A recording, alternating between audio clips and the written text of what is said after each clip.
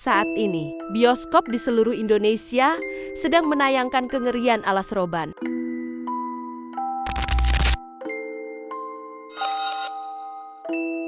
Tapi apa yang kalian tonton di layar lebar hanya bertahan 2 jam.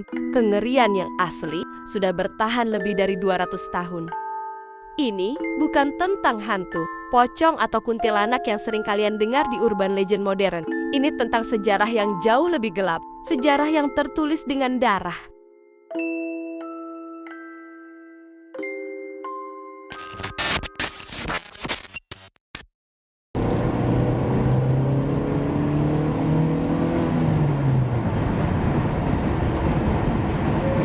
Pernahkah kalian melintas di jalur pantai utara Jawa Tengah saat tengah malam? Ada satu titik di Kabupaten Batang yang membuat bulu kuduk merinding, bahkan bagi sopir paling berani sekalipun. Pohon jati yang menjulang tinggi, kabut yang tiba-tiba turun, dan jalanan curam yang seolah menanti mangsa. Selamat datang di Alas Roban, salah satu jalur paling angker di Indonesia.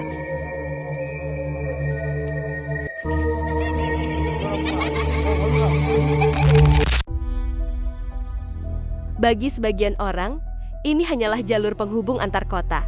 Tapi bagi mereka yang tahu sejarahnya, aspal di jalan ini tidak hanya dibangun di atas tanah dan batu. Dibangun tahun 1808 sampai 1811. Hutan ini dipaksa terbelah, bukan dengan alat berat, tapi dengan darah, keringat, dan nyawa ribuan rakyat pribumi yang mati karena kerja rodi. Tubuh mereka yang tumbang konon dibiarkan begitu saja menjadi pondasi jalan yang kita lewati hari ini. Dari sejarah kelam perbudakan, tempat pembuangan mayat di era 80-an, hingga warung gaib yang menyesatkan. Inilah kisah nyata jalur neraka Alas Roban. Mundur ke tahun ke-1808, Herman Willem Daendels mendarat di tanah Jawa dengan satu ambisi gila, membangun jalan raya pos sepanjang 1000 km dari Anyer hingga Panarukan. Proyek ini harus selesai dalam waktu 1 tahun. Mustahil bagi Daendels, tidak ada kata mustahil selama ada nyawa yang bisa dikorbankan. Dari seluruh jalur Pantura, Alas Roban adalah mimpi buruk yang sebenarnya. Kala itu, wilayah ini adalah hutan belantara yang ganas. Pohon-pohon jati raksasa menghalangi matahari, bukit cadas yang curam, dan sarang hewan buas. Untuk menembus bukit ini, Daendels memerintahkan ribuan rakyat dari Batang, Pekalongan, dan sekitarnya untuk bekerja siang malam, tanpa upah yang layak, tanpa makanan yang cukup.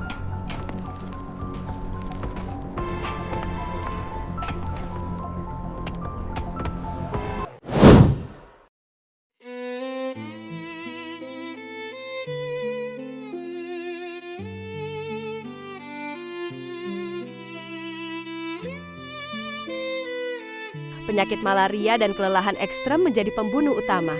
Mereka dipaksa memecah batu cadas hanya dengan linggis dan tangan kosong. Siapa yang berhenti bekerja akan dicambuk. Siapa yang jatuh sakit dibiarkan mati. Sejarah mencatat ribuan orang tewas di sektor Alas Roban ini saja. Sebuah harga yang sangat mahal untuk sebuah jalan raya.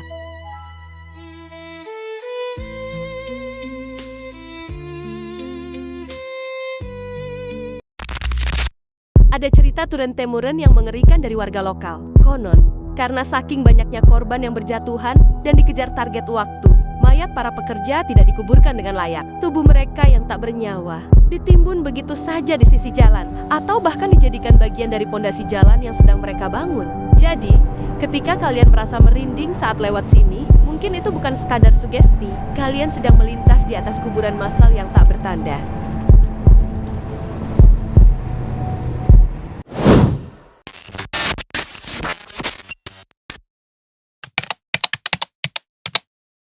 Kita lompat jauh ke depan, ke era 1980-an. Di masa ini, horor di Alas Roban bukan lagi soal kerja rodi. Hutan ini berubah fungsi menjadi tempat pembuangan akhir bagi mereka yang dianggap sampah masyarakat. Era Petrus, penembak misterius. Saat itu, Alas Roban dikenal sebagai zona merah. Jika ada mobil berhenti di pinggir hutan ini tengah malam, warga sekitar tidak ada yang berani mendekat. Mereka tahu apa yang sedang terjadi. Seringkali, itu adalah proses pembersihan, membuang jejak, Pagi harinya, barulah teror itu nyata. Warga lokal yang hendak pergi ke ladang dikejutkan dengan pemandangan yang bikin trauma. Karung-karung goni tergeletak di jurang dangkal. Kadang berisi mayat bertato dengan luka tembak, kadang mayat korban begal yang dibuang oleh perampok.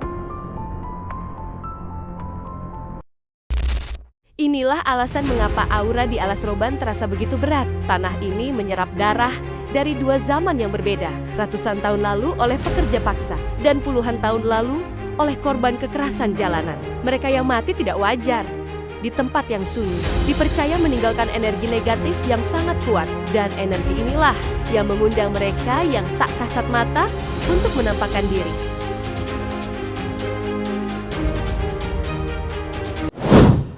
Sejarah kelam melahirkan legenda, dan di Alas Roban, legenda itu hidup bersama para pengemudi yang melintas tiap malam. Banyak supir truk pantura yang sudah hafal aturan tak tertulis di sini. Jangan pernah menoleh jika melihat seseorang berdiri sendirian di tikungan gelap, sosok wanita pencari tumpangan, atau kakek tua yang berjalan pincang namun tak pernah terkejar, adalah pemandangan biasa bagi mereka.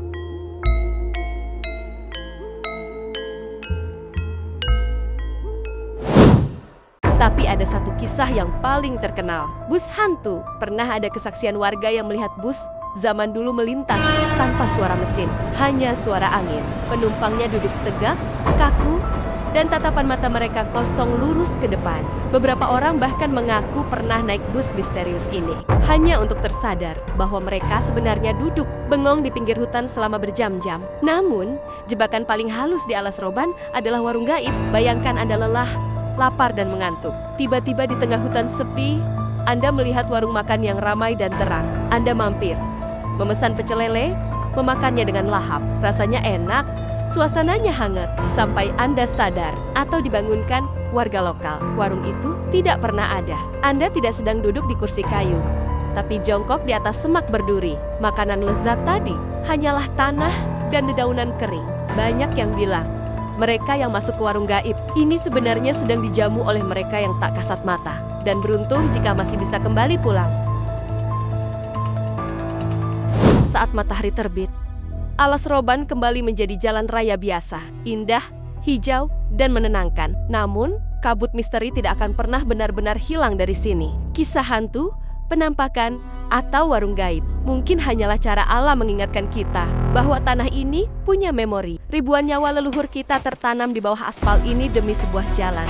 Mereka yang dibuang dan dilupakan di masa lalu adalah bagian dari sejarah yang kita lewati hari ini. Jadi, jika kalian melintas di Alas Roban dan membunyikan klakson, lakukanlah bukan hanya karena takut pada hantu. Bunyikan klakson sebagai tanda hormat. Salam permisi kepada mereka yang telah membangun jalur ini dengan darah dan air mata. Karena di Alas Roban, kita tidak pernah benar-benar berkendara sendirian.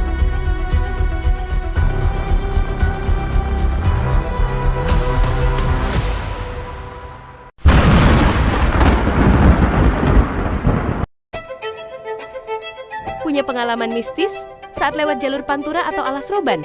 Tulis cerita kalian di kolom komentar. Saya akan baca yang paling seram. Jangan lupa like dan subscribe untuk ekspedisi misteri berikutnya. Sampai jumpa di kegelapan selanjutnya.